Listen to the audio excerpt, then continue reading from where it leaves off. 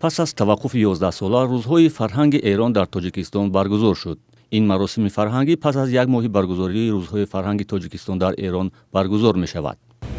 برگزاری این گونه برنامه‌ها نه تنها باعث توسعه روابط فرهنگی دو کشور می شود، بلکه در گسترش روابط روزافزون مردم همفرهنگ و همزبان ایران و تاجیکستان نیز تأثیر بسزایی دارد. این در حالی است که مناسبت‌های تاجیکستان و ایران در چند سال اخیر سرد بود. ما حتما باید با ایران و اگر افغانستان هم اونجا تغییرات به عمل بیاید و اونجا واقعا هم عقل و معرفت و فرهنگ این چیزا باز پیروز گردن، حتما باید ما در اندیشه همین به هم پیوستنی، به هم رشته های بسیار قوی استوار پیوندی باید داشته باشیم. سالهای اخیر بعد از ممنوع شدن فعالیت حزبی در تاجیکستان ممنوع نهضت اسلامی دوشنبه تهران را در پشتیبانی این حزب متهم کرده بود،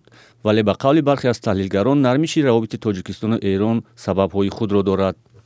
به نظر من نخستین دلیل آن مواجهه تاجیکستان با طالبان هست در امتداد مرز بسیار طولانی 1400 کیلومتری با افغانستان که حتما به یک متحدی نیاز داره.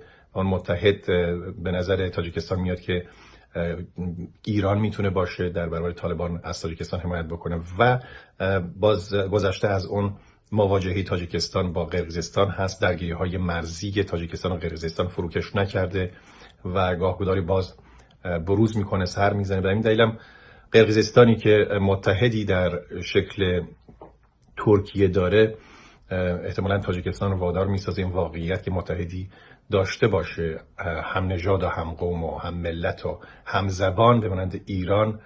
در 2 ماه اخیر ایران برای سرکوب اعتراضگران و قتل ده‌ها تن از معترضان مورد انتقاد شدید جامعه بین المللی قرار گرفته است.